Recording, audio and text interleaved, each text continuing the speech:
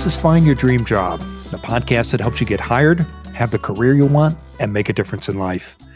I'm your host, Mac Pritchard. I'm also the founder of Mac's List. It's a job board in the Pacific Northwest that helps you find a fulfilling career. Every Wednesday, I talk to a different expert about the tools you need to get the work you want. Find Your Dream Job is brought to you by Top Resume.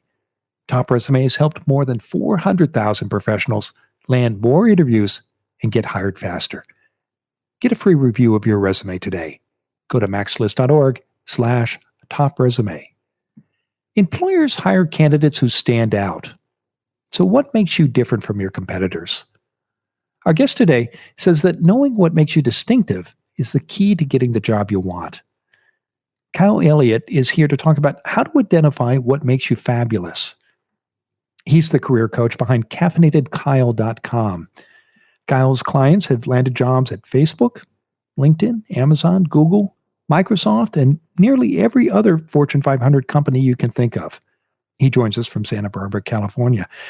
Kyle, here's where I'd like to begin. Why is it important in a job search to know what makes you fabulous? There is more competition than ever before to land a job. There is less supply as a result of the global pandemic, and there's more demand as a result of more people being unemployed. So if you want to find a job, you have to figure out what sets you apart from the other 250, 500,000 plus people applying for that role. So your job as a job seeker is to figure out, here's what sets me apart from everyone else applying for this role. And then to market yourself using that material and put it on your resume, your cover letter, your LinkedIn, in interviewing, and say, here's what sets me apart to make the recruiter's job and the hiring manager's job easier. But in a job search, Kyle, shouldn't you talk about an employer's needs, not just about yourself? Absolutely. Most people, when they go through their job search, they're already talking about the employer's needs. They're saying, here's what you have to offer, and here's my experience that aligns with it. So most people have that down. They've got their bases covered there. And then what happens is you may make it past that first screening round, but then to make it past that second and third round, to land a role, you really have to say, here's what sets me apart from everyone else who is also meeting the role expectations and has all the qualifications. In the clients that you work with and in your experience, Kyle, do you find that most job seekers know what makes them fabulous? Most of them, deep down, once we do some internal diving, knows what sets them apart. But at the surface level, a lot of people struggle with that. One of the first questions I ask is, what sets you apart from everyone else applying for this, let's say, product marketing manager role at Facebook? And my clients just freeze. And I say, okay, let's work on that. Let's figure out what sets you apart from everyone else. Because a lot of people struggle. They're so focused on just saying, here's my experience, my skills, my education, that they struggle to dive deeper and say, okay, here's what sets me apart. But then once we do some deep diving, once we ask other people for some feedback, which is one of the tools I recommend using, and once we look back at the feedback they've already received through performance evaluations, letters of recommendation, testimonials, they realize other people have already done a lot of the work for them of saying, here's what sets you apart from everyone else. When you work with someone to do that kind of work and they review those documents and get feedback from colleagues and friends and family, perhaps, what kind of statements do you look for that are going to matter to employers? Yes. So I don't want just general statements of, here's what sets me apart from everyone else. I'm 7 feet tall, for example. Like, unless you're applying for a basketball job, that's not going to matter. Instead, I want to know what sets you apart from other people that's also going to be a benefit to your employer. So for example, one of my clients spoke 5 languages and was in a business development role that was a global executive role. So that's something that you can really harness to your advantage and say, hey, here's how I've leveraged my fluency in 5 languages to then go out and secure new business, to develop powerful partnerships and secure multi-million-dollar contracts. So really think about what sets you apart and how that's a benefit to the employer. I always ask my clients, okay, why does this matter? Why would the CEO of your company care about this? And if you can't give an answer, you need to keep refining what that is that sets you apart from other people. I'm glad you're making that point because with some candidates, I think they believe that the skill by itself or the credential should uh, make the sale with the employer, but it doesn't work like that, does it, Kyle? No, I think of a bell curve. A lot of people, when they're job searching, are in the middle of that bell curve. I have people come to me and say, Kyle, I've applied to 200 jobs. I'm qualified for these jobs. And I say, yes, you are. You match everything in this job posting. And so does, I don't know, 65, 75% of people who are also applying for this role. So what you want to do is get further right on that bell curve and say, yes, I match all the qualifications that you're looking for. And here's what I also have that no one else has to offer. So instead of competing against everyone else, you're saying, here's everyone else in one pile, and then here's me. And you're not going to find anyone else that has these same qualifications and skills and experiences that I bring. So talk not only about what you offer, but why it matters to that particular employer. Exactly. You really want to connect the dots. And that's something I see that job seekers forget about sometimes. They'll share these amazing factoids or experiences or stories, but not connect the dots and say, this is why it matters for you. So I always encourage people to say, so what? Ask yourself that. So what every time you share a fact on your resume? Okay, I have 5 years of experience working in Europe. Okay, so what? Why would that matter if you're applying to Facebook? So you really want to connect the dots every time you share something on your resume or LinkedIn or during an interview. What's your best tip, Kyle, for figuring out why it might matter to a particular employer? Because you've got that skill or qualification or credential, but how do you figure out the why when you're approaching a particular company? I love looking at the job posting. So it's one of my favorite things. Look at that job posting and see what they're looking for. So say, here's what makes me fabulous and here's why it matters, and speak to their job posting. You can literally pull language from the job posting and then massage it to fit. So say, I offer this and it matters because, and then use language from the job posting because you're looking for someone who has global experience. And then you're connecting the dots for that recruiter who's doing that initial screening. And then you're also connecting the dots for the hiring manager who's then going to be doing that second or third interview most likely. Well, let's step back and talk about how to identify what makes you fabulous. You already mentioned one point, which was to reach out to colleagues and friends and families, look at evaluations. But is there a first step that you always recommend, Kyle?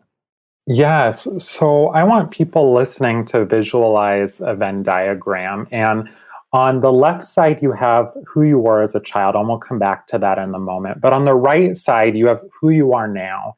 And in that right side of the Venn diagram, I want you to put your letters of recommendations that we talked about, your testimonials you received. And then one of my favorite activities for job seekers to do is to text 3 or 4 or 5 friends, colleagues, current or former supervisors, and say, what makes me fabulous? And see what they say and put those responses on that right side of the Venn diagram. So you have not only what people are saying makes you fabulous, but this previous feedback you've received as well from those performance evaluations and letters of rec. And then on your left side, you have what lit you up as a child. What did people recognize about you, or what did your parents say? And when you think about yourself, what brought you joy as a child? And then the overlap of these two is what's been there all along. Who you were as a child and what you enjoyed, what you're recognized for now. And that overlap is really what makes you fabulous at your core. It stayed with you over the last 20, 30, 40, 50 years and has remained constant. That's what makes you fabulous. In your work with your clients, do you find that they might be reluctant to send those kinds of text messages to colleagues and friends? I find sometimes they're reluctant. And then as soon as they get that first response, at least, Yeah. I don't know, 2/3 of people start crying and they're not used to getting this positive feedback. When we think of feedback, it's always negative or almost always negative. And they get this positive feedback and they're like, oh my gosh, this is amazing. So I encourage people to set it as their screensaver on their phone or print it out and post it. And then they're like, I'm going to do more than 3 people, Kyle. I'm going to do 10. I'm going to do 20. I'm just going to text everyone I know and let me send some Facebook messages. So I find people are a little hesitant at first, but once they do it, they get such great feedback and it's so helpful as they navigate the job search. Talk more, Kyle, about why it's important to look back at what interested us as children. Don't we grow out of our childhood interests? I find with my clients when they're unhappy at work, or when they're struggling to say, who am I? I was just on a coaching conversation with someone who said, Kyle, I just don't know who I am at my core. Is when we were children, we didn't have masks as much. And what I mean is now when we think about, here's who I am at work, in my career, there tends to be this mask of professionalism or this mask of, I need to make a salary. What's going to make me money? Or here is what I should do. I think of it as the should monster of should. I should act like this. I should be doing this for a career. And when we were children, we didn't have that mask or not as much. So I like looking at our childhood and seeing where people were without that mask and see, can we pull some of that to where you are now?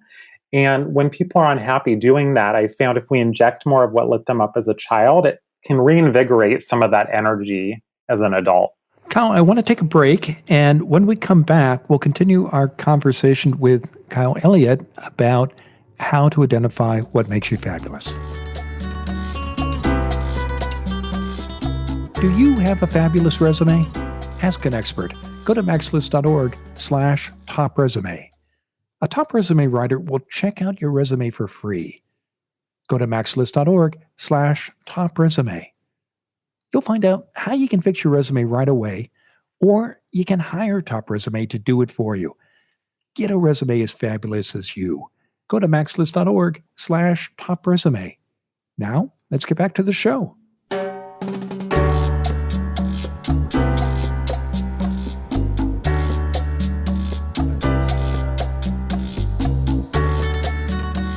We're back in the MaxList studio. I'm talking with Kyle Elliott. He's the career coach behind caffeinatedkyle.com. His clients have landed jobs at Facebook, LinkedIn, Amazon, Google, Microsoft, and nearly every other Fortune 500 company you can think of. And he joins us today from Santa Barbara, California. Now, Kyle, before the break, we were talking about your suggestion that a listener create a Venn diagram and on one side put testimonials from friends and colleagues, people who know you well, and on the other, a list of things that interested you as a child. And in the center, those are the things that make you fabulous. When you have that Venn diagram, what's the next step? What do you do with that information, Kyle? Yes. So once you've identified the overlap and what's in the middle and what sets you apart from other job seekers, your role is then to communicate that. So take that Venn diagram and then look at your resume and say, okay, the overlap here is that for the last 20, 30 years, I've been creative. Everything I do is creative, yet I'm in finance, but I bring creativity to it. So let's make sure there's creativity on my resume and there's creativity on my LinkedIn. And when I interview, I share my creativity. Or if on your Venn diagram, it shows a lot of global experience, make sure on your resume you talk about it, your LinkedIn you talk about it, when interviewing you talk about it. So I really think of that Venn diagram as a checklist that you can take as you navigate your job search. As you work with clients, do you find that they're surprised at what's in the center there? I find oftentimes people know what makes them fabulous at a high level, and they're able to name one or two things. And then once I say, okay, what else? What else? What else? And I ask them this maybe a dozen times until they run out. And I have one rule when working with clients, it's that I don't know is not an answer. So they keep going and going. And once we get past the first few, they're surprised what comes up and what they start remembering. Positive feedback they've been given that they forgot about, or things that lit them up as a child that then now shows up at work. So it's so powerful to see what surprises them and what lights them up that they forget about or think that's common. They may say, oh, I just thought everyone approached work this way, but really they did it in a unique way. What happens next once you have this information? Do you find it's challenging or easy for your clients to talk about what makes them fabulous, both on the resume and perhaps in job interviews or in other professional settings? Some of my clients really find it a challenge to show up and share what sets them apart from other people. There's a lot of fear around showing up authentically and saying, here's what sets me apart from everyone else. People are afraid that if they show up without that mask, if they show up authentically, they might be rejected. And that's one of the biggest fears people have, is being rejected. However, on the flip side, what also scares my clients is, Kyle, what if I show up as my authentic self, they accept me, and then I have to show up as my authentic self day after day after day. So on either side of the equation, there's a lot of fear that people have, and it's a huge risk showing up as yourself or showing up inauthentically. Either way, it's a risk. Can you talk more about that fear about having to show up as your authentic self day after day? Why is that a challenge? It is so vulnerable to show up as yourself because what if people reject your authentic self? My clients share that they are afraid to show up as their authentic selves because they say, what if they reject me? What if they don't like me?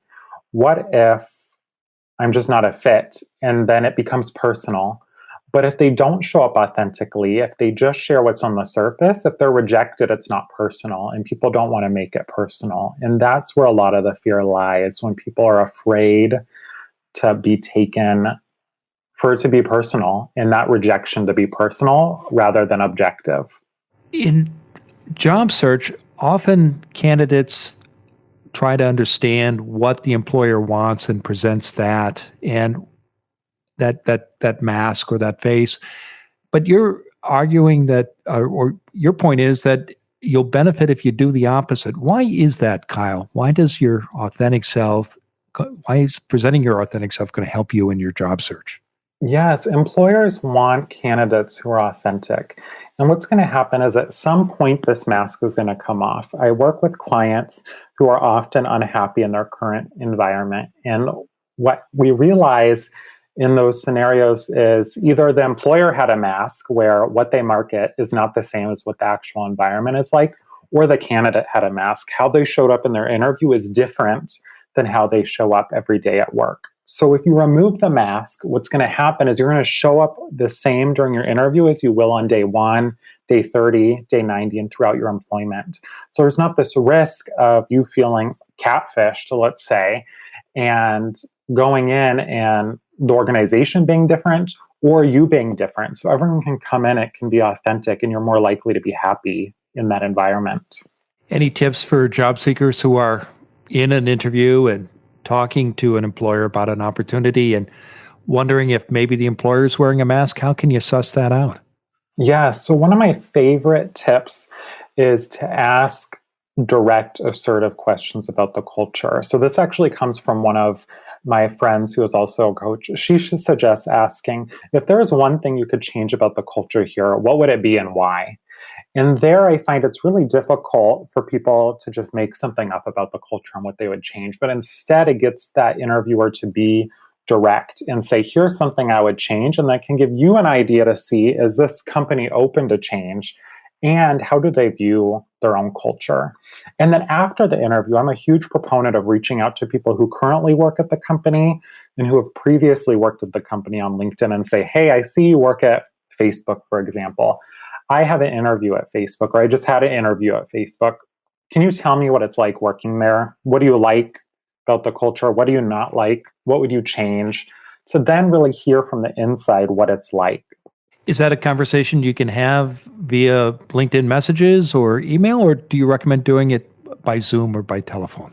Either way, I would go with what that person who you're reaching out to prefers. Some people like Zoom, some people like LinkedIn messages or emails, so then you can go back or forth. I would really just focus on getting that information you need. And then also there's platforms like Blind, Reddit, Glassdoor, where you can also learn more about that organization and really see what people are saying about the culture there. There's so much information out there that employers can no longer hide what their culture is like, or it's more difficult to hide what their culture is like. So then what you can do is go out there and say, okay, is what they're marketing on their careers website, is their employer branding really matching the employee experience? What advice do you have for a listener who might be concerned about the risk of both doing things that feel uncomfortable, that might be tying into their authentic self, but it's new and it might involve failure? What I encourage people to do is think about some of the best moments in your life. For me, that was proposing to my partner. It was moving to Santa Barbara. We just moved here late last year. It was leaving my full-time job to run my business, caffeinekyle.com, full-time. All of these great moments have one thing in common, and it's risk. So if you want more great moments in your life, you have to take more risks. And one of the greatest moments I've found in my clients' lives is owning their fabulousness and sharing it and showing up authentically. So it's a huge risk, but just as I shared, all of the great moments in our lives are associated with huge risks. So if we take more risks, we're going to have great moments, even if that risk is showing up and sharing your fabulousness during an interview or on your resume or on LinkedIn. Any advice, Kyle, about how to manage that risk? And you want to take chances, but you don't want to overdo it. What do you see your clients do when they try to manage that risk? I'm a huge fan of having a sounding board. So making sure you have mentors who are where you want to be in 3, 5, 10 years, investing in coaches, and then ensuring you have people who are willing to give you real, honest feedback. I think there's one thing to have a mom or a family member or a partner who says, okay, that looks great. But you also need people in your life who will say, you know what, no, I'm not a fan of this. Let's change that. I remember a supervisor when I sent an email out, she came in and said, Kyle, this is a horrible email. I don't like it. And here's how you can change it. So you want to make sure you have those people on your team who will give you that honest, direct, assertive feedback that you deserve. Well, Kyle, it's been a terrific conversation. Now tell us what's next for you. So beyond my one-to-one coaching that I do with clients for career coaching, interview coaching, resume writing, I am also in the 5th semester of a doctorate in education program. So I'm currently doing research on student mental health and the role that storytelling plays in mental health stigma. So while my full-time job running my business is helping people tell their career stories, I'm also now researching how storytelling impacts mental health. So that's what's next, is really seeing the impact that storytelling can have on mental health and mental health stigma. I know listeners can learn more about you and the services you offer by visiting caffeinatedkyle.com. Now, Kyle, given all the great advice you've shared today, what's the one thing you want a listener to remember about how to identify what makes you fabulous? It is an incredibly competitive job market out there. We have more candidates than ever before for far fewer positions. If you want to stand out, you have to figure out what sets you apart from other people. And it is a huge risk to share what sets you apart from other people and to show up authentically, but know that the best moments in your life are associated with risk. And if you take this risk, it's going to be worth it. You're going to have more great moments, including hopefully landing a job you love.